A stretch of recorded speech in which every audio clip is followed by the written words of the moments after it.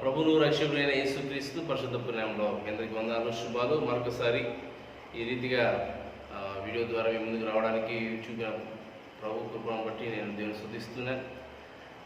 చిన్న ప్రార్థన చేసుకొని ఈరోజు వాక్యాన్ని మనం ధ్యానం చేసుకుందాం. ప్రార్థన. పరిశుద్ధుడ మహాగణుడ యేసయ్యనికి వందనాలు, కృతజ్ఞతలు చెల్లిస్తున్నాను. మరొక పర్యాయం ఈ రీతిగానైనా ప్రభు యూట్యూబ్ ద్వారా నా తండ్రి వీడియో కామరేంద్ర ప్రభు ద్వారా నా తండ్రి బిడ్డలను సమీపించడానికి, మీ మాటలు అందించడానికి, మీరు మా విధిలో ఉంచిన ఆలోచనలను పంచుకోవడానికి మీరు చూపిన కృపకానికి స్తోత్రం.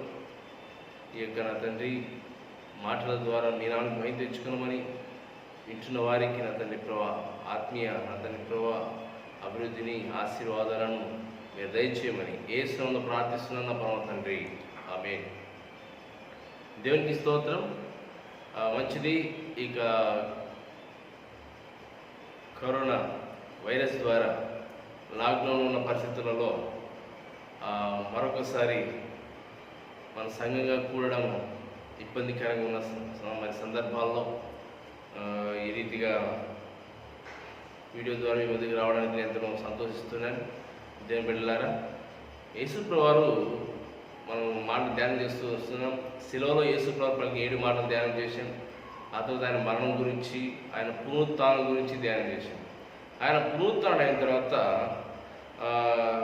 యేసుప్రభువు ఇచ్చిన ఆజ్ఞ, చివరి ఆజ్ఞ, యేసుక్రీస్తు ఇచ్చిన చివరి ఆజ్ఞ గురించి కొన్ని మాటలు మనం ధ్యానం చేసుకుందాం. ఈరోజు మన యొక్క వాక్య భాగంలోంచి వాక్యాంశం ఏంటంటే యేసుక్రీస్తు చివరి ఆజ్ఞ. చూడండి, యేసుప్రభువు వారు 40 దినములు భూమి మీద ఉండి భక్తులకు, ఆయా శిష్యులకు కనబడి ఆరోహణ సమయంలో వారిని ఆశ్రయించి ఇచ్చిన ఆజ్ఞ ఏంటంటే మార్కు రాసిన సువార్త 16వ అధ్యాయం 15వ వచనం, మీరు సర్వలోకములకు వెళ్ళి సర్వసృష్టికి సువార్తను ప్రకటించుడి. యేసుప్రభువు వారు పరిచర్య ఆరంభించినప్పుడు మార్కు రాసిన సువార్తలో 1వ అధ్యాయం 15వ వచనంలో, మొట్టమొదటి అధ్యాయంలో 15వ వచనంలో ఆరంభించిన ఆయన మాటలు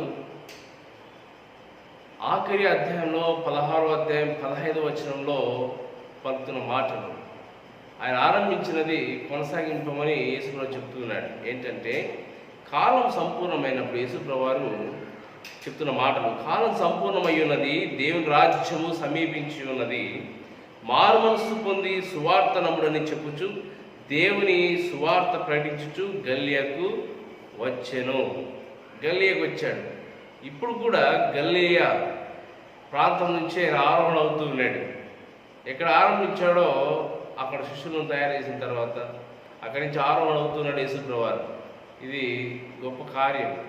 ఆరోహణ అవుతున్న సమయంలో శిష్యులకు ఇచ్చిన ఆజ్ఞ ఏంటంటే మీరు సర్వలోకానికి వెళ్ళి సర్వ సృష్టికి సువార్తను ప్రకటించండి.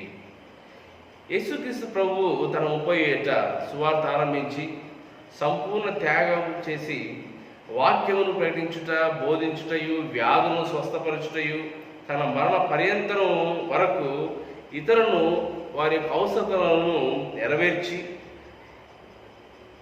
యేసుక్రీస్తు సంపూర్ణుడై తన సేవను ముగించి ఈ లోకంలో నుంచి వెళ్తూ వెళ్తూ చివరి ఆజ్ఞ ఇచ్చాడు. ఆయన పునరుత్థానమైన తర్వాత ఆరోహణకు ముందు తన శిష్యులకు ఇచ్చిన గొప్ప ఆజ్ఞ ఏంటంటే మీరు సర్వలోకానికి వెళ్ళి సర్వసృష్టికి సువార్త ప్రకటించుడి.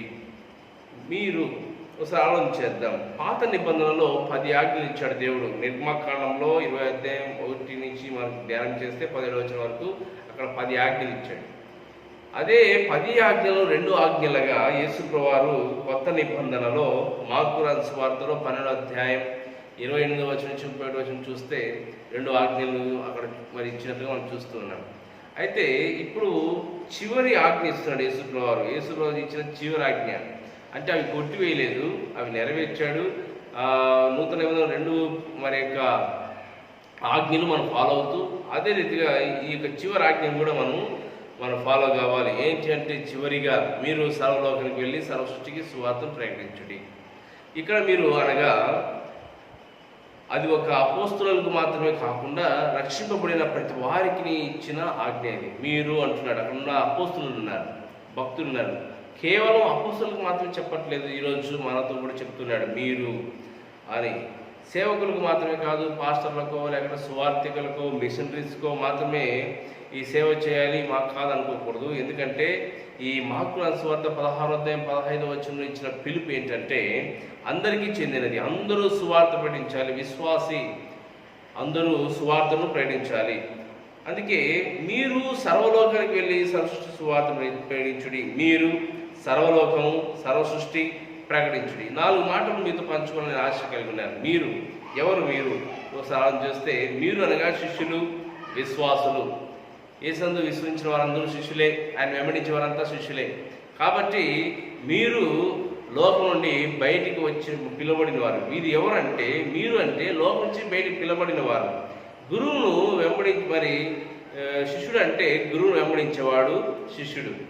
విశ్వాసులు ఎవరంటే ఆయన విశ్వాసం ఉంచిన వారు. శిష్యుడంట వాక్యంలో యేసుప్రభువు చెప్పారు 16:24 తన శిష్యులను చూచి ఎవడైనా నన్ను వెంబడింపగోరిన ఎడల, మత్తయి సువార్త చెప్తున్నాడు 16:24 ఎవడైనను నన్ను వెంబడింపగోరిన ఎడల తన్ను తాను ఉపేక్షించుకొని తన శిలువనెత్తుకొని నన్ను వెంబడింపవలను. శిష్యుడు అంటే గురువును వెంబడించేవాడు, యేసుప్రభువును వెంబడించేవాడు శిష్యుడు అంటారు. విశ్వాసులు అంటే పిలువబడిన వారు, మనందరం పిలువబడిన వారము. విశ్వాసులు అంటే దేవుని పిల్లలు అని అర్థం. విశ్వాసులు ఎవరైతే యేసుని విశ్వాసం ఉంచారో వారందరూ దేవుని పిల్లలు. వాక్యం సెలవిస్తుంది యోహాను రాసిన మొదటి పత్రిక 3:1-2 మనం దేవుని పిల్లలమని పిలువబడినట్లు తండ్రి మనకిట్టి ప్రేమను అనుగ్రహించనో చూడుడి. మనము దేవుని పిల్లలమే, ఈ హేతువు చేత లోకం మనను ఎరుగదు. ప్రియులారా, ఇప్పుడు మనము దేవుని పిల్లలమై ఉన్నాము. మనం ఇక ఏమవుదుమో అది ఇక ప్రత్యక్షపరచబడలేదు, కానీ ఆయన ప్రత్యక్షమైనప్పుడు ఆయన ఉన్నట్లుగానే ఆయనను చూతుము గనుక ఆయన పోలి ఉందుమని ఎరుగుదుము. మనం దేవుని పిల్లలం. విశ్వాసం ఉంచిన వారు దేవుని పిల్లలు. తనను ఎందరు అంగీకరించారు వారు దేవుని పిల్లలవుటకు ఆయన అధికారం అనుగ్రహించాడు. కాబట్టి మీరు ఎవరు అంటే దేవుని పిల్లలు.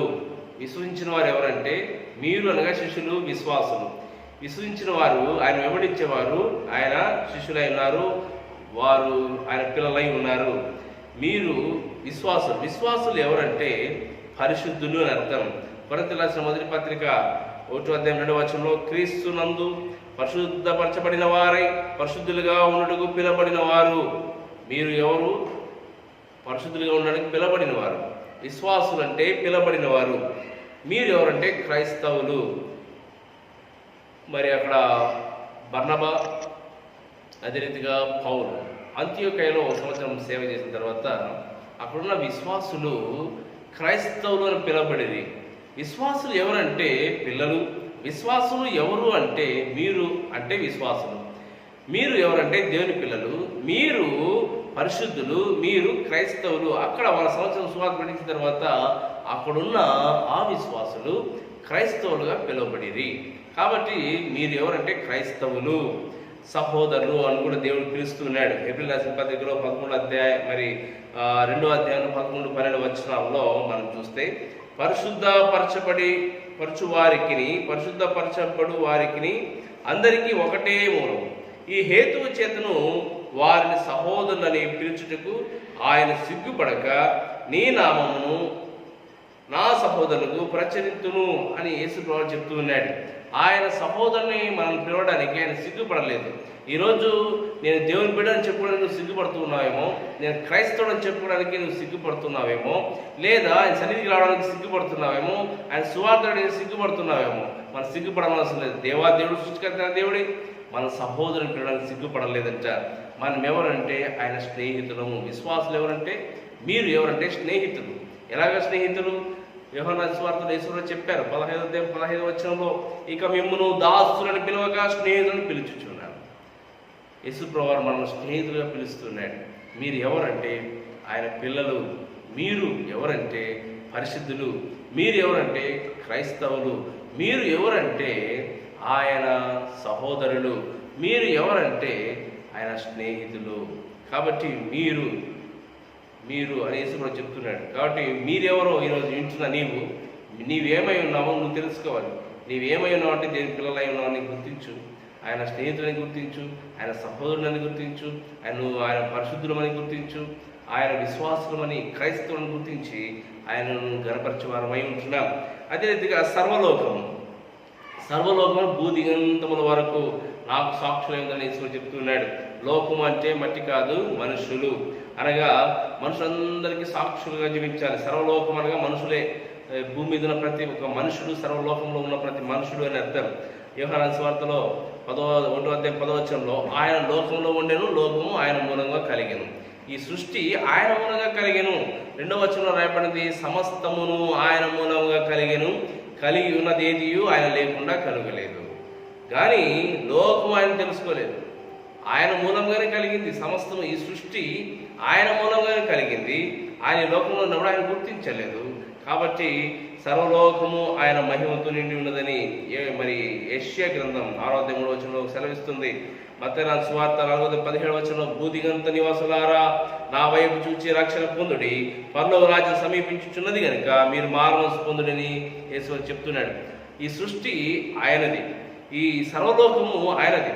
ఈ సర్వలోకానికి మనం సువార్త గురించి బద్ధులమై ఉన్నాం. ఎందుకంటే ఆయన లోకంలో ఆయన గుర్తించలేదు. ఆయన తెలియజేయడానికి మనం దేవుడు ఈరోజు మీరు వెళ్ళండి, మీరు సర్వలోకానికి వెళ్ళండి యేసు చెప్తున్నాడు. ఈ సర్వసృష్టి ఏంటి? సర్వసృష్టి అంటే ఆది కాండం 1:1 ఆది యందు దేవుడు భూమి ఆకాశం సృజించను. ఈ సృష్టిని దేవుడే సృజించను. ఈ సృష్టి మీద 28వ మత్తయి సువార్త 18 పరలోకమందు భూమి మీదను నాకు సర్వాధికారం కలదని యేసు సెలవిస్తున్నాడు. అధికారం మనం చూస్తే ఆయనే ఈ యొక్క సృష్టిని సృజించిన వాడు.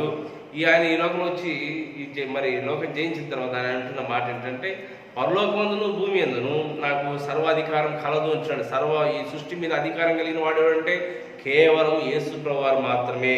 కాబట్టి మీరు వెళ్ళి సమస్త జన శిష్యులుగా చేయుడి అని అంటున్నాడు. ఎలాగా? తండ్రి యొక్కయు కుమారుని యొక్కయు పరిశుద్ధాత్మ నామమున మీరు బాప్తిసం ఇచ్చుచు అని చెప్తున్నాడు. అక్కడ మన సృష్టికి సువార్త ప్రకటించి బాప్తిమని శిష్యులతో చెప్తున్నాడు యేసు ప్రభువారు. సృష్టి యావత్తు ఇది వరకు ఏకగ్రీవంగా మూలుగుచు ప్రసవేదన పడుచున్నదని ఎరుగుదుమని మరి అపోస్తలుడైన పౌలు రోమీయులకు రాసిన పత్రిక 8:2 సెలవిస్తున్నాడు. ప్రతి సృష్టి కర్త కొరకు సృష్టి ఎదురు చూస్తూ ఉంది, రక్షణ కొరకు ఎదురు చూస్తుంది, రక్షణ కార్యం కొరకు ఎదురు చూస్తుంది. ఆయన ఈ లోకంకి వచ్చాడు. ఆయన సృష్టికర్త అయిన వాడు ఈ లోకంకి వచ్చి లోకాన్ని ఆయన లోకంలో ఉండను, ఈ లోకం ఆయన గుర్తించలేదు. అయితే మనం ఏం చేయాలంటే వాటిని తెలియసిన బాధ్యత మనకి ఉంది. అందుకే సువార్తను ప్రకటించండి అంటారు. మీరు సర్వలోకానికి వెళ్ళి సర్వసృష్టికి సువార్తను ప్రకటించండి. సర్వసృష్టి సువార్త అనగా యేసుక్రీస్తు జననము, జీవితం, మరణము, పునరుత్థానము, ఆరోహణ అవరోహణ గురించి వార్తయే సువార్త. కాబట్టి ఈ విషయాలు మనం తెలియచేయాలి. తిమోతికి రాసిన 2వ పత్రికలో 1:14 అపోస్తలుడైన పౌలు తిమోతికి తెలియస్తూ, నీకు అప్పగింపబడిన ఆ మంచి పదార్థమును మనలో నివసించు పరిశుద్ధాత్మ వలన కాపాడుము. ఆ మంచి దానిని అంటే దేవుడు వెల్లడి చేసిన సత్యాన్ని, మంచి ఉపదేశానికి మాదిరి. క్రీస్తు సేవకులు దీన్ని ఎందుకు కాపాడుకోవాలి? ఎందుకంటే దీన్ని సంఘంలో నుంచి తీసివేయడానికి కొంతమంది ప్రయత్నిస్తూ ఉన్నారు. కాబట్టి దీన్ని మనం కాపాడుకోవాలి, సువార్తను కాపాడుకోవాలి, సువార్త ప్రకటించే కాపాడుకోవాలి. సువార్తను కాపాడమని వాక్యం సెలవిస్తుంది. సువార్తను కాపాడవలసిన కర్తవ్యము సువార్త మరి కేవలం తిమోతికే కాదు, నేడు క్రైస్తవులైన ప్రతి ఒక్కరికి మనకందరికీ అది ఇవ్వబడింది. సువార్త నిమిత్తం అపోస్తలుడైన పౌలు సిగ్గుపడలేదు. ఈరోజు మనం సువార్త నిమిత్తం సిగ్గుపడకూడదు. మరి పౌలు రోమీయులకు రాసిన పత్రికలో అంటాడు కదా, 1:16 నేను సువార్త గురించి సిగ్గుపడను అంటాడు ఆయన. తిమోతికి రాస్తూ 2వ పత్రికలో 1:8 ప్రభువు గురించి సాక్ష్యం ఇచ్చుటలో సిగ్గుపడకుము అని తిమోతికి హెచ్చరిస్తున్నాడు. ఆయన సిగ్గుపడట్లేదు. అలాగే తిమోతికి కూడా సెలవిస్తున్నాడు, నువ్వు సిగ్గుపడవద్దు అని. నేను నమ్మిన వారిని నేను ఎరుగుదును గనుక నేను సిగ్గుపడనని తిమోతికి రాసిన 2వ పత్రికలో 1:12 పౌలు భక్తులకు సెలవిస్తున్నాడు.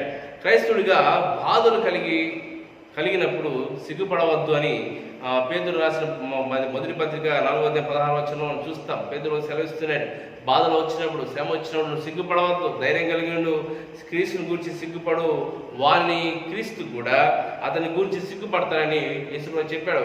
కనుక ఆయన గురించి మనం సిగ్గుపడకూడదు. ఎందుకంటే ఒకవేళ నువ్వు సిగ్గుపడితే ఆయన నిన్ను గురించి నా బిడ్డ అని చెప్పి ఆయన కూడా సిగ్గుపడతాడు. కాబట్టి సువార్త నిమిత్తం మనం శ్రమ పడాలి, కానీ సిగ్గుపడకూడదు. శ్రమ పడాలి, సువార్త కొరకు శ్రమ పడే మనసు మనం కలిగి ఉండాలి. సువార్తలో నిలకడగా ఉండాలని పౌలు భక్తుడు తిమోతికి రాస్తూ ఉంటున్నాడు. సువార్త ప్రకటించుము, సమయానికి అసమయంలో సువార్త ప్రకటించే వారిగా ఉండాలి. సువార్తకుని ఉద్దేశము ఏంటంటే, సువార్త ఉద్దేశం ఏంటి? సువార్త ఉద్దేశం యేసు రాకడ వరకు నమ్మకంగా ఆయన మాటలను ఆయన మనకి ఏదైతే అప్పగించాడో దాన్ని నెరవేర్చాలి. చివరి ఆజ్ఞ, ఆఖరిగా చివరి ఆజ్ఞ చాలా శ్రేష్టమైనది. ఎందుకంటే ఆ ధన్యత మనకిచ్చాడు, దేవతలు లేని ధన్యత మనకిచ్చాడు దేవుడు. కాబట్టి నువ్వు ఆయన ఎందుకు విశ్వసించిన నీవు ఈ మాటలు, మీరు సర్వలోకానికి వెళ్ళి సృష్టికి సువార్త ప్రకటించమని నువ్వు విన్న నీ వాక్య భాగాన్ని బట్టి ఇది మనకిచ్చిన చివరి ఆజ్ఞ. మనకి దేవుడు ఇచ్చిన ఆజ్ఞను మనం నెరవేర్చాలి. ఇది మన భద్రమైంటున్నాం. మీరు అనగా ఎవరంటే క్రైస్తవుడు, విశ్వసించిన వారు, దేవుని పిల్లలు, పరిశుద్ధులు, ఆయన యొక్క క్రైస్తవులు, అంతమాత్రం ఆయన స్నేహితులు, ఆయన సహోదరులు అని దేవుడు పిలుస్తున్నాడు. కాబట్టి మనం ఎవరంటే మీరు అనగా మనమే క్రైస్తవులమే.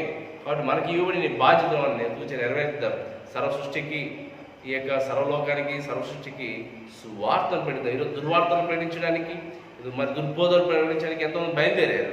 అయితే మనం మంచిగా మాట చెప్పడానికి, క్రీస్తు గురించి తెలియజేయడానికి సిగ్గుపడకుండా శ్రమ పడదాం, ప్రభు గురించి జీవిద్దాం. అంత్య దినాలు ఉన్నాం, అపాయకరమైన దినాలు ఉన్నాం. మరి సువార్తను మరి అపవాదం ఎత్తుకోవడానికి మరి సిద్ధంగా ఉన్నాడు. కాబట్టి మనం జాగ్రత్త వహించి నమ్మకమైన పరివారిగా మనం సువార్త పెడతాం మన ఇరువురు వారికి. ఈరోజు లాక్డౌన్లో ఉన్నాం, అసలు అంగనికి రావడానికి వీల్లేదు, సువార్త గురించి అవకాశం లేదు, ఎలా ప్రకటించే సువార్త అని అనొచ్చు. ఈరోజు అలాంటి పరిస్థితులు కూడా ఈ వీడియో చేస్తున్నాం. అలాగే నువ్వు ఫోన్ ద్వారా నీ స్నేహితులు సువార్త ప్రకటించు. అగ్నిలో నుంచి లాగినట్టుగా కొందరినైనా మనం ఎక్కడి నుంచి అంటే నరకం వచ్చి కొందరినైనా మనం రక్షణలో నడిపించవలసిన బాధ్యత మనమే ఉంది. ఎంతమంది ఫోన్లో డైలీ మాట్లాడుకుంటున్నాం. అలాగే 2 మాటలు సువార్త మాట, వాట్సాప్ ద్వారా నువ్వు సువార్త ప్రకటించు, ఫోన్ ద్వారా సువార్త ప్రకటించి, ఏదో రకంగా నీ ఇరువురు వారు సువార్త ప్రకటించి. మరి ఇక ప్రభురాక సూచనలు జరుగుతూ ఉన్నాయి కనుక మనం ప్రభురాక సమీపంగా ఉంది కనుక మనకు ఆత్మీయ కాపాడుకుందాం. కొంతమంది అయినా ప్రభు రాకడలో ఆత్మని సిద్ధపరిచి ప్రభు కొరకు నిలబడదాం. ఎందుకంటే ఆయన వచ్చినప్పుడు నా కొరకు నువ్వు ఏం చేసావు అడుగుతాడు, ఏం సంపాదించావని అడగడు, ఎంత బ్యాంక్ బ్యాలెన్స్ ఉందో అడగడు, ఎన్ని కోట్లు ఎన్ని బిల్లింగ్ కట్టావు ఆయన అడగడు. కేవలం నా కొరకు నువ్వు ఏం చేసావు అడుగుతాడు. ఆ రోజు నువ్వు చెప్పగలగాలి, ఇదో ప్రభావ నేను నీ కొరకు కొన్ని ఆత్మలు తీసుకొచ్చి చెప్పగలిగే స్థితిలో నీవు ఉండాలి. అప్పుడు బలానమ్మకే దాసుడా నా యొక్క సంతోషం నువ్వు పాలు పొందని నువ్వు నేను పిలుస్తాడు. కాబట్టి దేవుళ్ళారా ఆ పిలుపు కొరకు మనం సిద్ధపడదాం. అటు కృప దేవుడు మనందరికీ అనుగ్రహించిన గాక, దేవుడు మిమ్మల్ని దీవించి ఆశించి మరి ఎంతగా వర్ధలింపచేయును గాక, మిమ్మల్ని కూడా దేవుని కొరకు తన పని కొరకు వాడుకునే పాత్రగా మిమ్మల్ని ఉంచును గాక. దేవునికి స్తోత్రం. ఈ మంచి మాట మీకు అందజేసి ముగిస్తాను. మరి మీరు కూడా సువార్త సిద్ధపడమని యేసు నామములో తెలియజేస్తూ ఈ మాట ముగిస్తున్నాను. దేవునికి స్తోత్రం. Thank you. ప్రార్థన. పరిశుద్ధుడా నీకు వందనాలు. కొన్ని మాటలు నా తండ్రి ప్రభావ వీక్షిస్తున్న వారికి నేను అందించడానికి మీరు చూపిన కృపకి స్తోత్రం. మీరు సర్వలోకానికి వెళ్ళి సర్వసృష్టికి సువార్త ప్రకటించమని మీరు చివరి ఆజ్ఞ ఇచ్చారు నాయన ప్రభా. ఈ చివరి ఆజ్ఞ మా జీవితంలో ప్రథమమైన ఆజ్ఞగా మేము తీసుకొని నేను గురించి సువార్త ప్రకటించి అనేక ఆత్మరక్షణ నడిపించే కృప మా అందరికీ మీరు దయచేసి ప్రభా మీ సేవలో వాడుకున్నామని, మీరు రాకడలో నమ్మకమైన వారిగా ఎత్తబడినప్పుడు నా తన కొన్ని ఆత్మను మిషన్ తీసుకొచ్చే భాగ్యం ప్రతి వారికి దయచేయమని. ఇక మీరు నిర్లక్ష్యం ఉంటే ప్రభావ వారికి క్షమించి నా తండ్రి ప్రభావ ఇది ఈ వర్తమానం విన్నవారు నా తండ్రి సువార్త గురించి వారి సువార్థికునిగా మీరు మార్చమని యేసులో ప్రార్థిస్తున్నాను నా ప్రభు తండ్రి. ఆమేన్. తండ్రి అయిన దేవుని ప్రేమ, రక్షకుడైన యేసు యొక్క కృప, పరిశుద్ధాత్మ దేవుని కన్యన సహవాసం, దీవెన ఆశీర్వాదములు ప్రతి సకల పరిశుద్ధులకు వాక్యం ఇచ్చిన ప్రతి వారికి దేవుని భయంకరం తోడేవి నడిపించి వర్తింపచేయుగాక. ఆమేన్. అందరికీ వందనాలు. God bless you.